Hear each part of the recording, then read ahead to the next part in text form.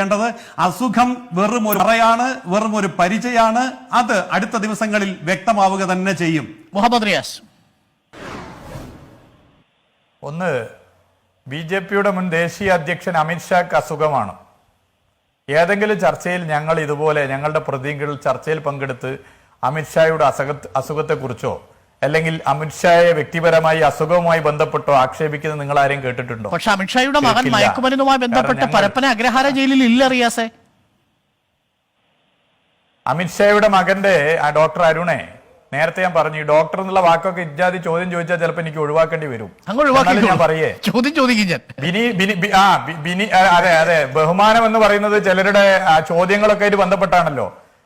ഈ പറയുന്ന ബിനീഷ് ജയിലിൽ കിടന്നതിന്റെ ഭാഗമായിട്ടാണ് അദ്ദേഹത്തിന് അസുഖം വന്നത്. നിങ്ങളുടെ ചോദ്യം കേട്ടാത്തൊന്നും അതിന്റെ ഭാഗമായിട്ടാണ്.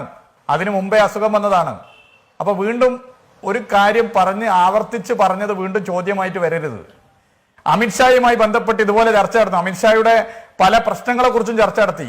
എവിടെയെങ്കിലും രോഗവുമായി ബന്ധപ്പെട്ട അഭിപ്രായം പറഞ്ഞോ? രോഗവുമായി ബന്ധപ്പെട്ട അഭിപ്രായം പറഞ്ഞില്ലെന്ന് മാത്രമല്ല, ആ രോഗത്തെ ആക്ഷേപിക്കുന്ന രീതിയിലേക്കുള്ള ഒരു നിലപാട് ഞങ്ങൾ എടുത്തിട്ടില്ല. ഇപ്പൊ ഇവിടെ ബി.ജെ.പി പ്രതിനിധി എന്തൊക്കെയാ ചർച്ച പങ്കിട്ട് പറഞ്ഞത്? ഡോക്ടർ അരുൺ അത് കേട്ട് രസിക്കുകയായിരുന്നല്ലോ. ഇടപെട്ടോ? ഇടപെട്ടില്ല. ഇടപെടണമായിരുന്നു. അതിരുവിട്ട് അദ്ദേഹം പലതും പറഞ്ഞു. ഇത് രോഗത്തിന്റെ ഭാഗമായിട്ടല്ല, ഒളിച്ചോട്ടമാണെന്ന് വരെ പറഞ്ഞു. അങ്ങനെ പറഞ്ഞപ്പോ ഇടപെടണമായിരുന്നു. അപ്പൊ ഞാനിവിടെ വീണ്ടും ആവർത്തിക്കുകയാണ്, ഒരു വ്യക്തി ഒരു പ്രധാനപ്പെട്ട സ്ഥാനത്ത്, അതും CPIM പോലുള്ള ഒരു പ്രസ്ഥാനത്തിൽ ഇരിക്കുമ്പോ ഒരു പ്രധാനപ്പെട്ട തെരഞ്ഞെടുപ്പ് ഘട്ടത്തിൽ ഒരു സംസ്ഥാന സെക്രട്ടറിയുടെ ഉത്തരവാദിത്തം എന്ത് എന്ന് എല്ലാവർക്കും അറിയുന്നതാണ്. എല്ലാവർക്കും അറിയുന്ന, ഈ ചർച്ചയിൽ പങ്കെടുക്കുന്ന എല്ലാവർക്കും അറിയുന്നതാണ്. എന്ത് സാങ്കേതിക വിദ്യ ഉണ്ടെങ്കിലും ഫീൽഡിൽ എത്തേണ്ടയാളാണ് സെക്രട്ടറി.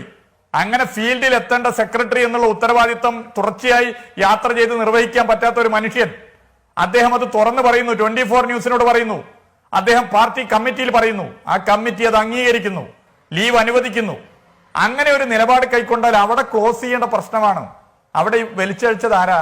ഈ വിഷയം വലിച്ചഴിച്ചത്, ചർച്ചക്കെടുത്തത് പ്രതിപക്ഷ നേതാവാണ്, KPCC പ്രസിഡന്റാണ്, കുഞ്ഞാലിക്കുട്ടിയാണ്, BJP നേതാക്കന്മാരാണ്. ഇവരുടെയൊക്കെ മനസ്സിനകത്ത് മനുഷ്യത്വമുണ്ടോ? ഇവരുടെയൊക്കെ മനസ്സിനകത്ത് രാഷ്ട്രീയ മര്യാദയുണ്ടോ? ഇവരുടെയൊക്കെ മനസ്സിനകത്ത് രാഷ്ട്രീയ ധാർമ്മികതയുണ്ടോ? ഇല്ല. ഇവരുടെ തെറ്റായ നിലപാടിനെ ജനം തിരുത്തും. ഞാൻ വീണ്ടും തിരുത്തും. ഇവിടെ ചർച്ച ചെയ്യപ്പെടേണ്ട വിഷയം ഇതാണോ?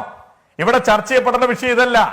ഇവിടെ ചർച്ച ചെയ്യപ്പെടേണ്ട വിഷയം ഇതല്ലെങ്കിലും ഇത് ചർച്ച ചെയ്യപ്പെടാൻ വേണ്ടി നിർബന്ധിതമായി അജണ്ടകളാക്കി മാറ്റാനുള്ള പ്രവർത്തനം നടക്കുന്നത്. അപ്പോ അതിനിവിടെ പറഞ്ഞെന്താ? ഇന്നായിരുന്നില്ല, ലീവിന് പോകണം, മുമ്പായിരുന്നു പോകേണ്ടത്. ഒരു അസുഖം, ഒരു പ്രധാനപ്പെട്ട ഒരു മാരകമായ ഒരു അസുഖം വരുമ്പോ എപ്പോഴാണ് ചികിത്സക്ക് പോകേണ്ടത്, ഏത് സമയത്താണ് പോകേണ്ടത് തീരുമാനിക്കേണ്ടത് BJP ആണോ, കോൺഗ്രസ് ആണോ, CPIM ആണോ? അതുമായി ബന്ധപ്പെട്ട ചികിത്സ നടത്തുന്നവരല്ലേ.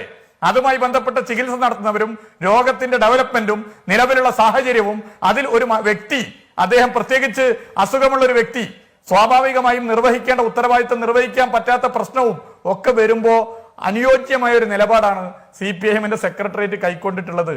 അത് അവിടെ വെച്ച് അവസാനിപ്പിക്കുന്നതിന് പകരം അത് ചർച്ച ചെയ്തത് ഒരു കണക്കിന് നന്നായി.